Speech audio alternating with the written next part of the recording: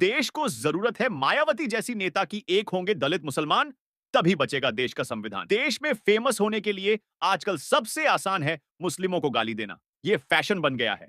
इसे कहेंगे आबेल मुझे मार। बिना बात मुस्लिमों को गाली देने और दुष्प्रचार करने वालों की संख्या लगातार बढ़ रही है। इस बात में कोई शक नहीं कि मुसलमान एक ऐसा शब्द है जिसके सहारे लोग विधायक, सांसद, मंत्री ही नहीं बल्कि मुख्यमंत्री, प्रधानमंत्री की कुर्सी तक पहुंच रहे हैं। बस फर्क इतना है कि मुस्लिमों के खिलाफ कौन कितने अच्छे ढंग से दुष्प्रचार करता है, उन्हें गाली देता है, कंपटीशन में अव्वल आने वाले को पहले मौका मिलता है। कुछ कट्टरवादी सोच के लोग तो ऐसे हैं कि सुबह नाश्ते से लेकर दोपहर खाने में, शाम को खाने में, यहां तक कि सोते वक्त और सोते हुए भी यही सोचते हैं कि कल मुस्लिमों को कौन से दर्जे की गालियों से नवाजा जाए और उनके खिलाफ क्या साजिशें रची जाएं। कट्टरवादी संगठन बनाने और उनमें शामिल होने वालों की होड़ मची है। उनकी हैसियत बस इतनी है कि मुस्लिम ठेले वालों, दुकानदारों और राहगीरों को परेशान करते हैं। एक दो मामले महीने में मिल जाते हैं, उन्हीं से उनकी दुकान चलती है। मॉब लिंचिंग के नाम सिर्फ मुस्लिम ही शिकार नहीं होते, बल्कि दलितों को भी कट्टरवादी लोग अपना निशाना बनाने से नहीं चूकते।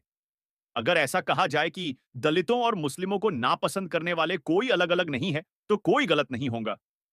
इस बात को नकारा नहीं जा सकता है कि इन्हीं कट्टरवादी लोगों में से अधिकतर समाजवादी पार्टी या कांग्रेस आदि सरकार में सेक्युलरिज्म का चोला ओढ़कर आगे आ जाते हैं।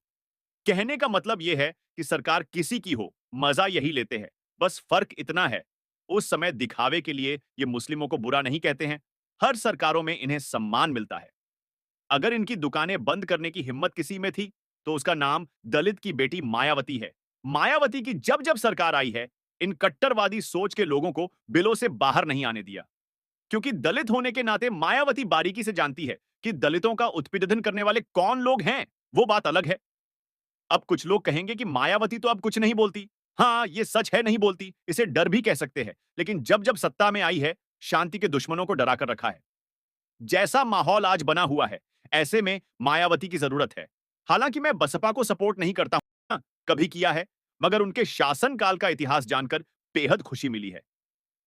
इंडिया गठबंधन में लेकर मायावती को मुख्यमंत्री का चेहरा बनाया जाना चाहिए और आगे चलकर प्रधानमंत्री का चेहरा। देश से गंदगी साफ करने के लिए आजाद दलित नेता की ही जरूरत है। दलित और मुसलमानों को एकजुट होकर संविधान को बचाना होगा।